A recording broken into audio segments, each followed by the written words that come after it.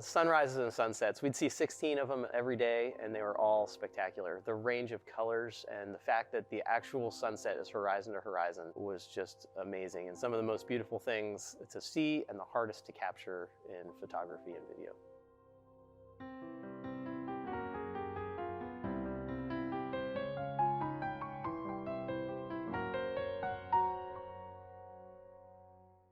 From the Museum of Science in Boston, this is Pulsar, a podcast where we blast off for answers to the most fundamentally human questions we've ever gotten from our visitors. I'm your host, Eric, and if you're less than 23 years old, there have been humans in space your whole life.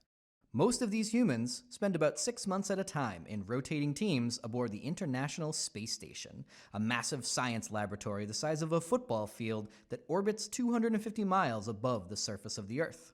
Our visitors have many questions about living and working in space, including what's it like to look down at our home planet? For the answer, I talked to Bob Hines, a NASA astronaut and pilot of the Crew 4 mission to the ISS in the summer of 2022. Bob, thanks for joining us on the podcast. It's my pleasure. Thanks for having me.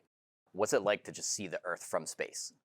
Yeah, when I first got to space, we were actually really busy, so it was about a whole day before I finally made it to the window. But once I got to the cupola, which is just a 7-window panoramic looking at the Earth location on the bottom of Space Station, it was amazing. The Earth is such a beautiful place, and against the blackness of space, seeing the blues and the greens and the browns and the whites, it was amazing. And it's just jaw-dropping to sit there and watch it, and it never got old through 170 days of being in space.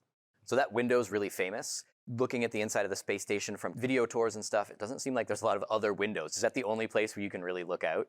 So we have several places where there are windows. The cupola is obviously the biggest and the most famous. We can fit all of us in there. It can fit 3 or 4 astronauts in there and share the experience together.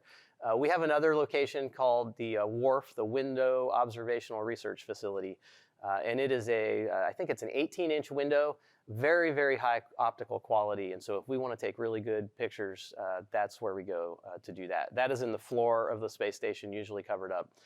And then a couple other modules have some small windows pointing in other directions, but they're not very good for taking pictures, but they're okay to look out of. It seems like a shame that there's not more windows, but I imagine it would be distracting. I mean, I get distracted by sitting here at the river looking out at the birds. So if you're trying to focus on a task and looking at the ocean and the storms going by. Yeah, we are very focused on the jobs that we have to do. And so sometimes I actually went 2 or 3 days without looking out the window, which was surprising. I never thought that would be the case. But that definitely had an impact on my morale and my psychological state. And so I realized that and then went to the window, and just being able to look at the beautiful planet that we live on was incredible. Is it kind of one of those moments where you can decompress and center yourself and be like, I am in space? Yes, every now and then we have to, we're working really hard all the time, and it's really helpful to just kind of step back and realize I'm in space. I get to float everywhere I go, and I get to go look out the window and see the Earth from outer space.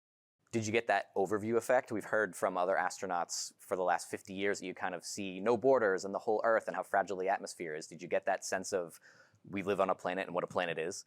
The overview effect, I think, has a couple different manifestations for different people.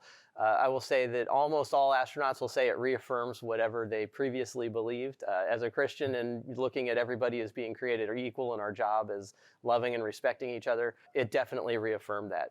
But from a planet perspective and seeing the Earth from up there, that planet overview effect and realizing how connected everything is, all the system of systems that the planet is, was one of the things that really got driven home to me, and how events in one part of the planet will affect others.